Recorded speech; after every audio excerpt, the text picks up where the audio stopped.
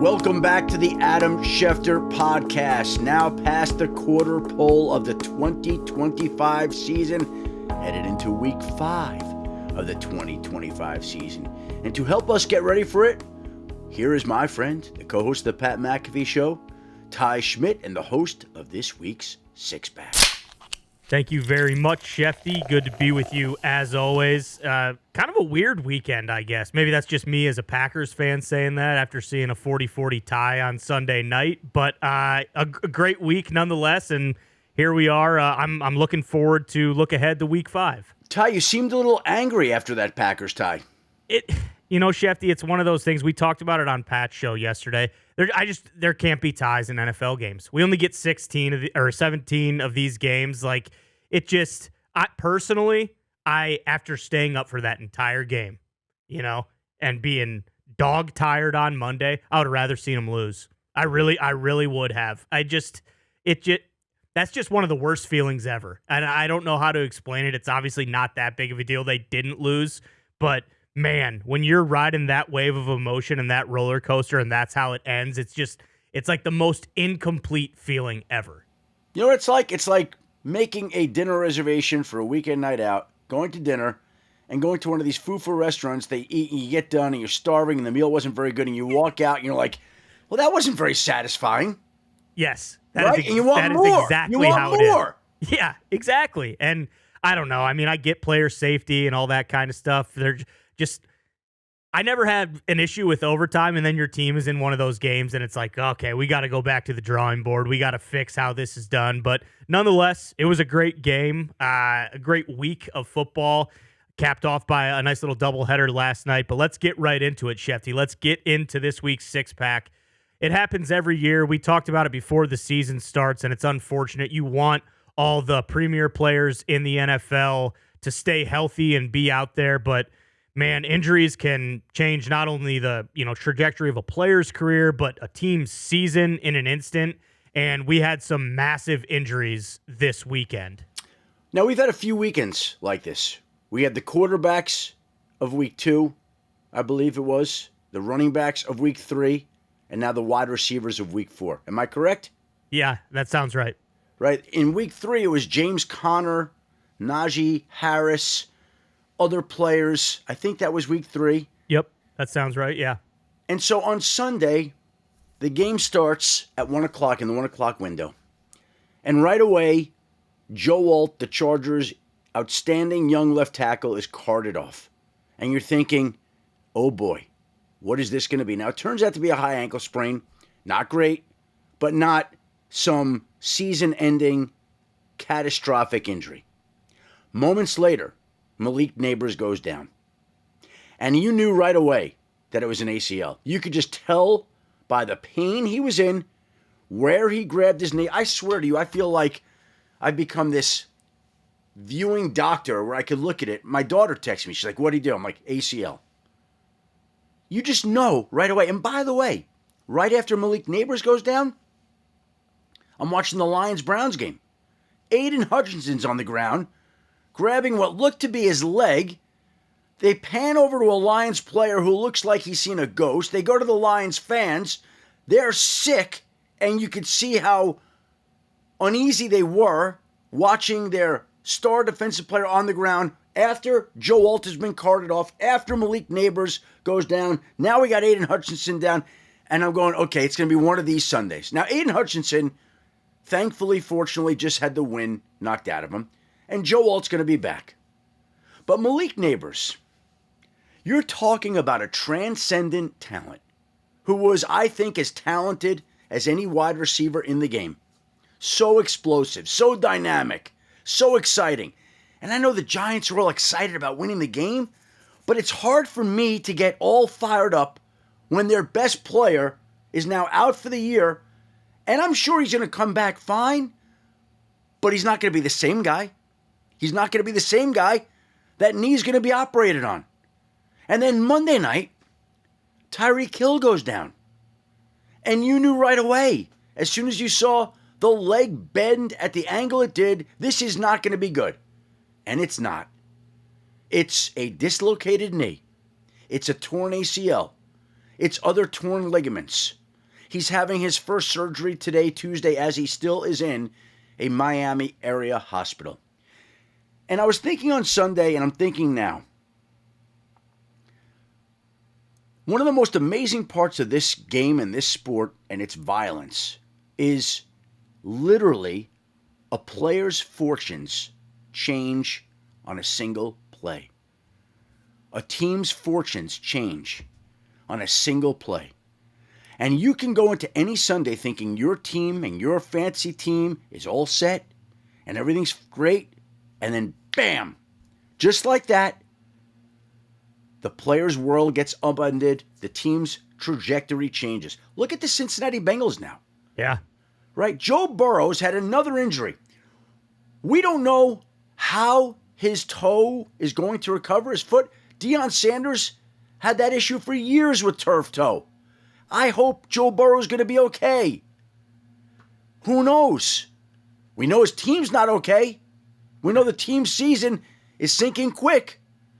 And so on any Sunday, starting this week or any week, we go out there, we think there are the best teams, the best players, and the dice get shaken up and rolled again because we don't know how this is going to turn out every single week. And let me just say, I really hope Malik Nabers comes back better than ever. I hope Tyreek Hill is able to make it back. It's not a career-ending injury, but it's certainly a career-threatening injury at this stage of his career. And I know there were people railing about the field at MetLife, which I don't like, and we could look through the list of players who have been hurt there over time. It's a lengthy list of names. We have Malik Nabers on Sunday. Jalen Phillips popped his Achilles there in 2023. Aaron Rodgers popped his Achilles there in 2023. Dwayne Smoot, his Achilles in 2022. Wan'Dale Robinson, ACL there, 2022. Sterling Shepard, ACL there, 2022. Kyle Fuller, ACL, 2022. Jabril Peppers, ACL, 2021. Blake Martinez, ACL, 2021. Jordan Reed, MCL, 2020. Nick Bosa, ACL, 2020. Solomon Thomas, ACL, 2020. Garoppolo, ankle, 2020. Raheem Mostert, MCL, 2020. Odell Beckham Jr., ankle, 2017. Brandon Marshall, ankle, 2017. Now, maybe that's just football because Tyreek Hill went down. And that stadium at MetLife replaced the playing surface in 2023 of March. And there have still been injuries. Not as many last year, but then you see Nabers go down really untouched on that play. But then Tyreek Hill's on a grass field. And so now we're back to my initial point. Whether it's the questionable field at MetLife, and I think we could call it questionable, or the natural grass at Hard Rock Stadium in Miami, a player's fortunes, a team's fortunes can change on a single play, and they often do, and that is part of the drama of watching these games on Sunday. We don't know how they're going to end. We don't know what player is suddenly going to be injured. We don't know what's going to happen. Our country loves football. It's become a national pastime, a religion. And I'm not telling you anything you didn't know, but there's a danger involved, and there's a risk that all of a sudden these things are changed from week to week. Without a doubt. I mean, it's terrible. Like the MetLife stuff, it almost seems like that's fake when you look at all the injury because. And I'm sure if you really wanted to deep dive, you could go to different stadiums and, that have natural grass and say, well, look at all the injuries, from this. I don't know how many of those are non-contact, like Malik Nabers was, where you knew instantly. There was no question about it. It's like, oh, great. And, man, I feel for Giants fans because you get all that hope and optimism with Jackson Dart. He looks good. It's like, hey, this is kind of what we've been waiting for. And you have a guy like Nabers who – how he helps in that development. I mean, he can bail Jackson Dart out, a lot of the times where it's, hey, just throw it up to me. I'll make a play for you. For him not to be there anymore, so you go from the emotional high of winning that game to losing your best player for the season. It's terrible. And like you said, I mean, I think if there's a handful of guys who that happens, like he will be back. He will be unbelievable still. But man, just losing a year in the prime of your career before you've gotten, your big deal because he I mean, correct me if I'm wrong. He's one of those guys. whenever he's up, he's making, what Jamar Chase is making. He's getting Well, that kind of deal. That's the scary part to me. Like, again, Malik Nabers is going to come back. And I'm sure he's going to get, obviously, the best doctors doing the surgery and the best rehab, the best everything. And I'm sure he's going to come back and be fine. But his knee is going to be cut in two, right? They're going to redo his ACL. And is he going to be 96% of the players? Is he going to be 84% of the player?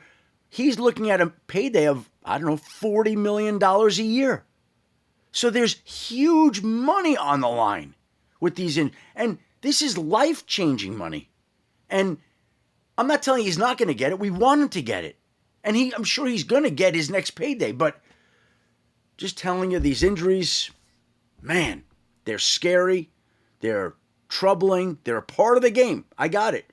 But it makes it all the more impressive that certain guys just are always out there week after week. And they're fortunate. And that's why, by the way, again, right there.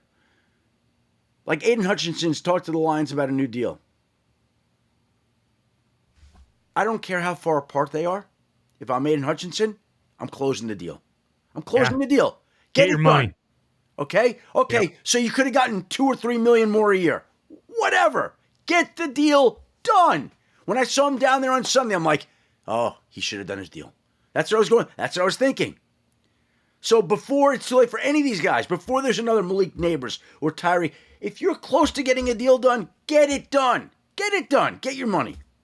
Yeah, I agree wholeheartedly. And if you want to be an optimist about the Malik Nabers situation, I guess it'd be that the ACL isn't the death sentence like it was 10 years ago. I think doctors have found out, a ways to do that surgery, and guys are coming back quicker than they ever have. So it's not like it was, in 2005 where you have a receiver like him who tears his ACL. And then that question really is like, is this guy ever going to be the same? Hopefully that's not the case. But again, it's a major surgery and you just never know what's going to happen. So prayers up to Malik Nabers, to everybody who got hurt this weekend. Yep, exactly. Let's move on to topic number 2, Schefty, something a little less depressing. The Bills, just looking at their schedule, it looks like you can pretty much pencil in 7-0 right now. I get it. It's a week-to-week league. Anything can happen. My Packers just got beat by the Browns and tied the Cowboys, who look like two of the worst teams in the NFL. But it is what it is. Looking at the Bills, is there... I know we got the Eagles on the other side. Is there anyone in their class? Already pencil in 7-0, and I don't think that's crazy at all to say. Well, let's take a look at it right now. Okay, I got the schedule in front of me. New England this upcoming week on Sunday Night Football in Buffalo. Gonna be a tough game. New England, good team, but I think we would agree Buffalo should win that game. Correct. The week after at Atlanta. On a Monday night, it looks like.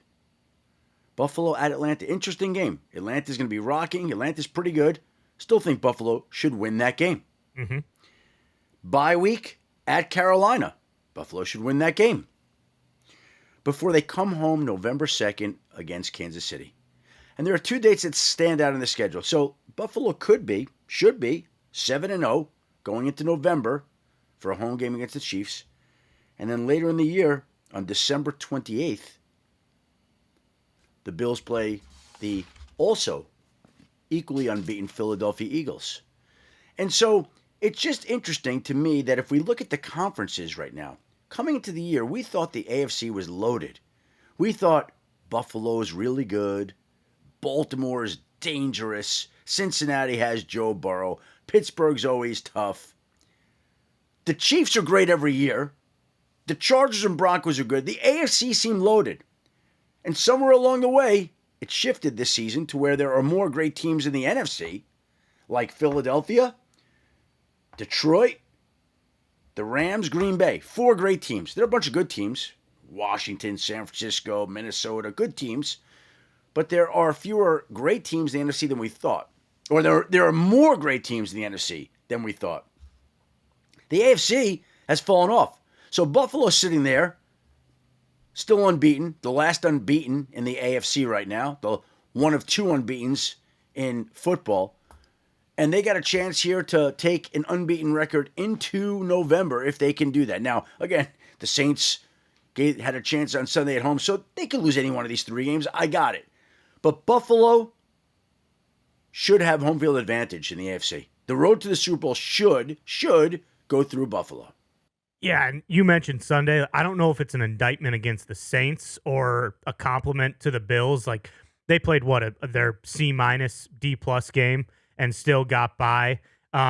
They kind of have a little bit of that, middle of the Chiefs dynasty where it feels like they can just turn it on. But one thing, when you're as good as they are, I feel like you run the risk sometimes of playing down to your competition. When you have a game like that against the Saints, it's like, hey, we can just roll the ball out here and win. We don't have to play our best. And that's the kind of stuff that can come back to kind of bite you in the ass, I guess. But, with the Bills, this is all fun to talk about. This has kind of been the conversation we've had the last several years. They need home field advantage. They do, because I think in the last year, that home stadium, can you imagine what the scene would be like if the AFC Championship game were the last game ever played in that stadium to get to this? Like, that would be crazy. Yeah, exactly. I don't know if you believe in Kismet or, like the universe giving you signs, but if they get home field advantage in the last, year in that stadium this year, with how well they've been playing, if they can stay healthy, I think it'd be tough not to think, hey, this is the year. This is the year they're finally going to go to the Super Bowl. But it's set up for them. The conference isn't as strong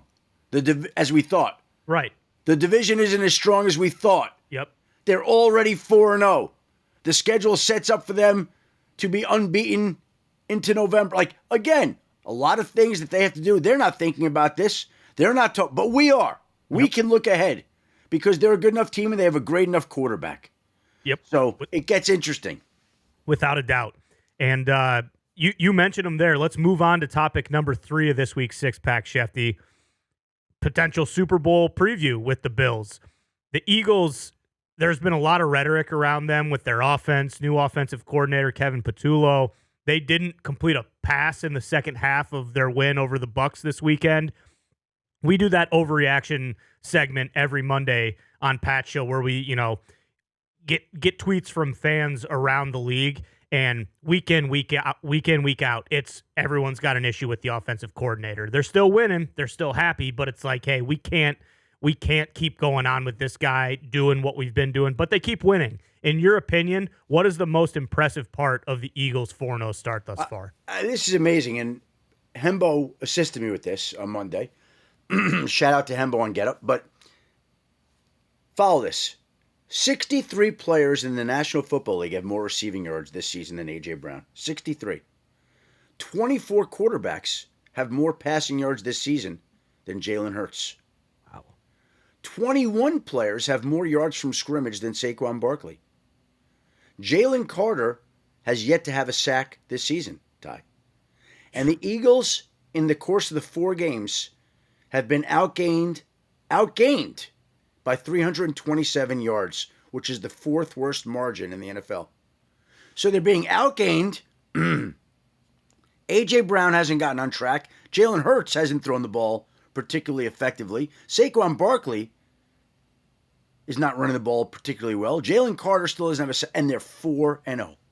They're unbeaten. They become very resourceful, very Patriot-like, very Chief-like, very resilient, find a way to win the game, even though they're being outplayed, whether it's blocking kicks or intercepting passes or whatever it may be. But they become incredible, despite the fact that the team hasn't played incredible. 4-0. Is it sustainable? Probably not. Do they have to play better? Absolutely. But man, they are a tough out, and they find ways to win, and they are a resilient bunch. And I would imagine this week when the Eagles play, I would imagine they're going to try to get the ball to A.J. Brown because the squeaky wheel usually gets greased. I would imagine Jalen Hurts is going to throw the ball better. Saquon's going to want to run the ball better. Maybe Jalen Carter will get a sack. Maybe some of these things will start happening. But boy, they've been off for a team that is still 4-0. Yeah, and I think if you're an Eagles fan, you need to just take a deep breath because they've beat the Chiefs, the Rams, and the Bucs. And the Cowboys, obviously, week 1. That's not exactly a cupcake, I mean, that's for early in the season when you have a new OC and you're still kind of getting things figured out. That's a murderer's row to have to deal with. Strong teams. Yeah, exactly. We're talking about, two teams who could maybe make the NFC Championship, and then the Chiefs, obviously. So it's one of those things where it does feel a lot like the Chiefs, maybe even last year, where the offense just didn't look right all year for whatever reason. It was every single drive was a struggle, but at the end of the day, you're winning. So I get it. If you're a guy like A.J. Brown or Devonta Smith and you're getting paid what you're getting paid and you're only catching, 2 balls for 9 yards, you're not really impacting the game in the second half. I understand that. But we talked about this last year, and there was always that moment of, Sirianni kind of keeping those guys engaged and, not letting things go sideways. And I can't remember if it was the NFC Championship or the Super Bowl where A.J. Brown and Devonta Smith were the guys who dumped the Gatorade bath on Sirianni. So it was kind of like, hey, maybe it's not the end of the world, but you're right. They need to start kind of putting things together, because if you play like this, eventually when you mention the NFC being as good as it is this year, like there's going to be a time where you're not going to be able to go out there with your C+ game and win. You're going to have to play your A+ game. So we'll see. But at this point, if you're an Eagles fan, those are champagne problems. Yeah. Well, that's the contradiction, right? That they're unbeaten, they're 4-0, but right now they're not playing well enough to emerge from what I think is a really strong field in the NFC.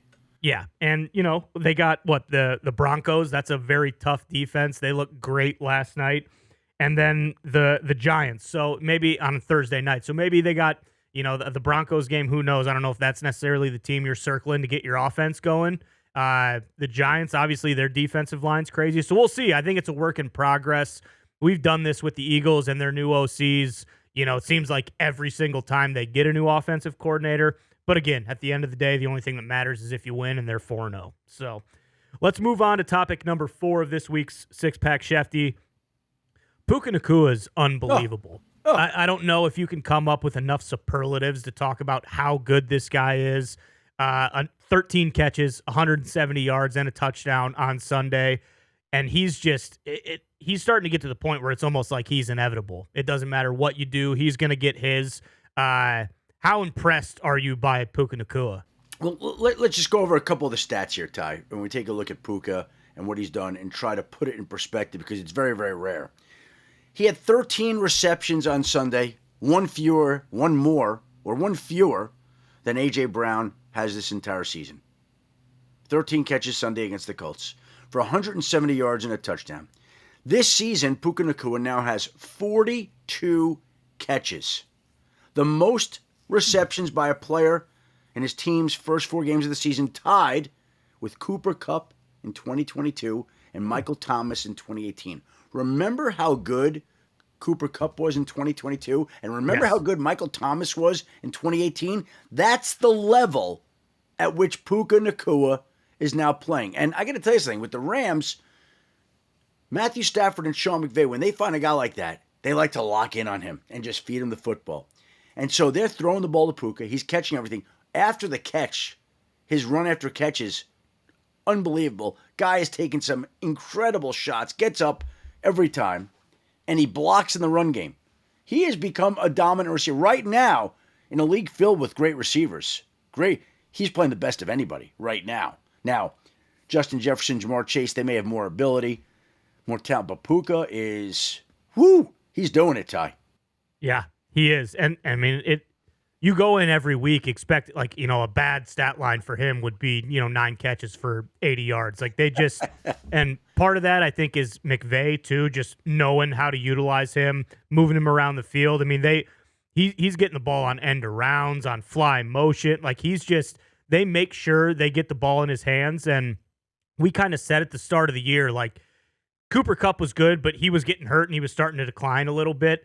Devontae Adams is getting older, but he's still a dude, and having him on the other side of the field or being able to stack them on the same side of the field, it gives defenses nightmares. And we know what Stafford can do. When he has a guy like this, he can make a guy have a career year. And yeah, he's unbelievable. He's unbelievable. And he's such a likable guy too. His personality off the field, it's impossible not to like him. So when you have that and then you watch him play on Sundays and it's like he flips the switch when he gets in between the lines and he just plays like a maniac, He's awesome. And I love I watching believe him this play. is his third year, so he's due to be paid after this year. So he's playing for a contract after this year. And right now, even though he'd have a year left, that's one of those $40 million a year guys, I would think. Without a doubt. Without a doubt. So it'll be fun to keep watching to see if Puka can keep up with that pace, because 42 catches through 4 weeks is just, it's crazy. The amount of volume, that's nuts. All right, Shefty, let's move on to topic number 5 of this week's six-pack. We said on Thursday that the loser of the Ravens-Chiefs game was going to be in real trouble in the AFC, dropping to 1-3. You look at the Ravens now; they are 1-3, and it wasn't particularly close. They got killed. Now, granted, Lamar, hamstring issue. We don't exactly know what that is. Maybe you have more information on that. But it's not just him. We kind of heard this through the grapevine. Matt is out for the season too. We know what he does for that defense. People have kind of been running on them at will. How dire is the situation for the Ravens right now? Well, as you mentioned, we said the loser will be 1-3 and in trouble. And it's amazing because the Ravens are the team that lost, and they are in trouble, and it feels like it's worse than we could have imagined. Because in that game, Lamar Jackson goes down with a hamstring injury, doesn't come back in, and on Monday, the Ravens head coach John Harbaugh says that even if the game were close, Lamar could not have come back in. So that tells you he's got a real hamstring injury. And that tells you that his status is in question at best for this Sunday's game against the Houston Texans. Now, if you look at the Ravens' schedule, they play the Texans at home this week, then they play the Rams at home the next week, and then a bye. So, again, they've been very quiet about it. We don't know exactly what's going on, but I would say that there's a question as to whether he'll play this week and next week. And if they hold him out those 2 games, he gets basically a month off to rest the hamstring. Now, even if Lamar Jackson does play on Sunday against the Texans, and my guess on Tuesday would be that he doesn't, I would think that he'd be compromised. His superpower, running around, making things happen, is basically in question with the hamstring injury. The defense on Baltimore is unrecognizable right now. We are used to seeing a Ravens defense that is physical, that pushes teams around, that plays bully ball. Defense plays that way. Derrick Henry runs that way. We're not getting either one right now. Now, their schedule also gets a little softer, and that division is favorable for them making a comeback, and they're still not eliminated even at 1-3. But boy, this just feels like one of those teams where you don't even recognize who they are. It's going the other way. They're losing players on defense, not gaining. They lose Nnamdi Madubuike on Monday to a season-ending neck injury. I don't know. They're going to have to get it straightened out somehow. And at 1-3, it's going to be tough. It's going to be tougher without Lamar, if that's the case. And the Ravens are in a spot that they haven't been in often, and we're not used to seeing them in, Ty. Yeah, and for what it's worth, if you are a Ravens fan, they are still the betting favorite to win the AFC North. Still over Pittsburgh, right? Yeah, but exactly. By the way, we'd agree. Cleveland's not winning the division. No. Cincinnati's not winning the division. No. So it's going to be a 2-team race. Yeah, exactly. So who do you like more, Baltimore or Pittsburgh? Yeah, right now it's hard not to say Pittsburgh. They have 2 games in hand, but it's weird because a lot of the talk around the Ravens, I feel like, has been that, well, remember last year their defense was bad the first 10 weeks, and then they got it figured out, down the stretch. But it's like when you're sitting at 1-3, you don't have 5 more weeks to get the defense figured out. You can't, especially if Lamar is going to potentially miss the next 2 games. I don't want to say you can go into that bye 2-4 and be okay, but boy, you would really like to win these next 2 games going into the bye, and then it's almost like you saved your season, because once things start going the other way, that's when things get very iffy. I don't know. We'll see. It's gonna ultimately come down to health, because, like you said, they've been just ravaged by injuries thus far. But I don't think anyone could have predicted that sitting here on September 30th, we'd be talking about the Ravens and saying, "Hey, now's the time to go. Like you have to go right now." So it'll be interesting. But yeah, I think that tells you a lot that the sports books still think that they're going to win the division. All right, Shefty, let's move on to the sixth and final topic of this week's six-pack. A lot of buzz on Sunday night as they released the Super Bowl halftime performer. It's going to be Bad Bunny. Now, kind of weird. A lot of people not happy about it because he doesn't have any songs in English, which, but everyone knows the Super Bowl halftime show. Like, they're trying to get eyeballs that aren't going to watch the game to watch the halftime show. I don't think they necessarily care too much about people who are already invested in the game being upset that Bad Bunny is performing instead of, The Who or something like that. What do you make of that whole situation with Bad Bunny being the Super Bowl halftime performer? Ty, you're much younger, hipper, and cooler than me. I was going to ask you what you think of it. Look, I'm in the ESPN offices on Monday getting ready for the show. And there's a woman I work with by the name of Bree. And she had just gotten back from Puerto Rico. She had saved her money to go down and see Bad Bunny. And she was over the moon excited about this. Like, it was the biggest thing that had happened in a long time for her. On the other hand, Rex Ryan, who I was doing a show with on Monday, he's like, I've never heard of Big Bunny. I'm like, it's not Big Bunny. It's Bad Bunny. Who's Big Bunny? He kept saying, like it's some Easter egg hunt or something like that. Okay, so he had no idea. So I was gonna say, and frankly, I don't know a lot of Bad Bunny music. I just don't know a lot of music from Bad Bunny. So I was gonna say to you, what do you think of this more than what is the popular sentiment on Bad Bunny during the Super Bowl? Well, I would say that so he's done quite a bit of stuff in the WWE, like legitimately wrestled in the ring, and I've seen stuff from his performances. He is a entertainer. He's a showman, big time. So like I'm not super. I've heard a couple of his songs. I'm not super familiar with. I couldn't like sing one back to you or anything like that. But I think if you're looking for that angle of it, as opposed to just getting someone up there who's going to sing 3 songs and it's kind of going to be, statue-like and it's about the performance. I think he's going to incorporate everything around and kind of make it more of a spectacle, which, again, I get a lot of people really care about the halftime performance. I don't, like I'm waiting for the second half to start. And I think most people who are, diehard fans of the NFL share that sentiment. But, again, the NFL is really trying to grow the game too. So you can't really knock them for grabbing a guy like Bad Bunny, who I've heard that his residency down in Puerto Rico is crazy. Like it's just absolutely ridiculous the amount of fanfare and following that he gets. So, I'm willing to go into it with an open mind and just kind of enjoy the show, because I think, we may not understand what he's saying. We may not or have heard any of the songs, but I think at the very least, he's gonna give a great performance.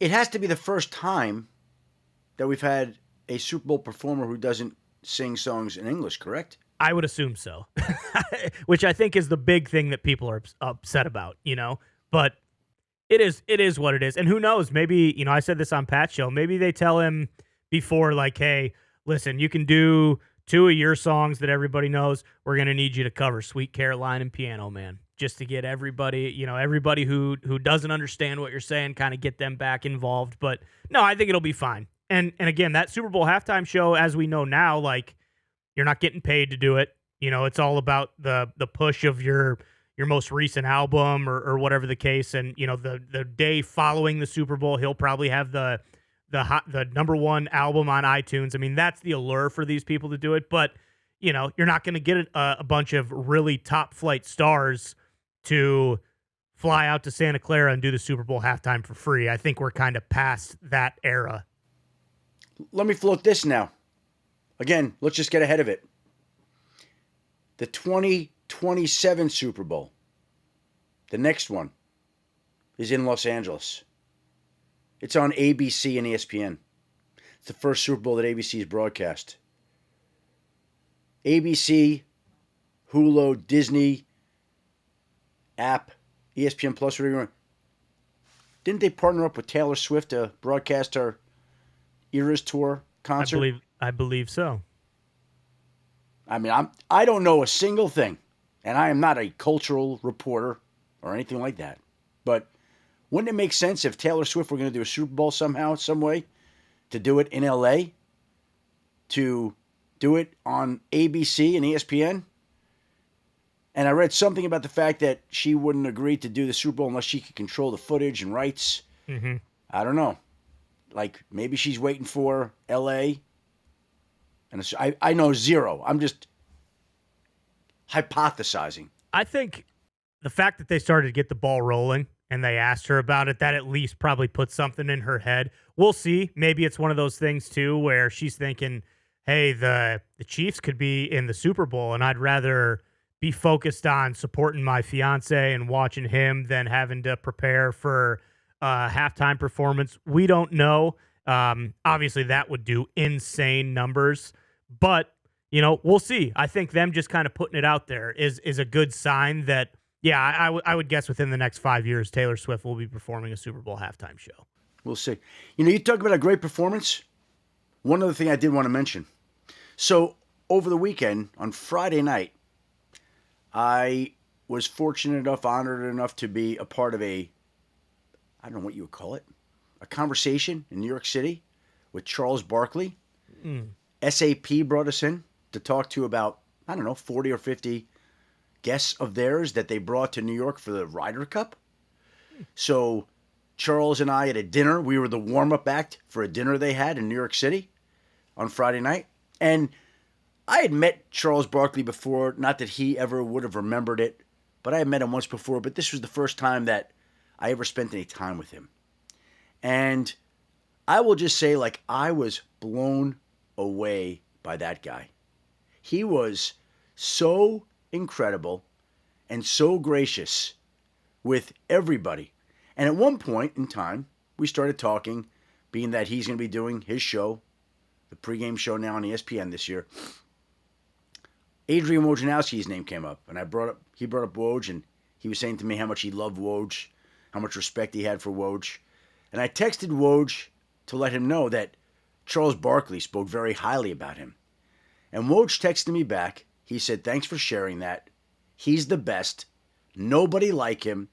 Has time for everyone and really listens and talks to them. And I thought to myself, that is an absolute perfect description for Charles Barkley. Has time for everyone and really listens and talks to them. That was my takeaway. Everybody listened, stopped, talked, pictures, he made a mark on me. That guy I loved. I loved him anyway, but being around him that night, incredibly gracious. So I told him, we talked a lot about golf, his favorite courses, course he always wanted to play, courses he has played. There was a course he wanted to play. I told him I'm working on getting it. He wants to go to play at Caves, Maryland. I'm in the process of arranging that. Okay. I want to make that happen for Sir Charles. That guy, he blew me. I figure we're talking about great performances, Bad Bunny, Taylor Swift. Charles Barkley put on a great performance Friday night. Honored to be a part of it. All right, you know who else put on a great performance today? You did, Ty. Great job today. Thank you. Great job today. Right back at you, Schefty. Thank you for doing that today. Thank you for Dan Stanzik, our great producer. Thank you to all the people who listen to the podcast. We'll be back again in this spot for our Thursday preview podcast, looking ahead to 6 big issues for this weekend's games. Please remember to subscribe, rate, and review us. Boom. Nailed it. There we go. It only took 5 weeks to get it right. Subscribe, rate, and review us on, where do they do that, Ty? Apple Podcasts or wherever you get your podcasts. Spotify, etc., etc. Subscribe, rate, and review us. We'll be back in this spot again Thursday. Until then, everybody, have a great week.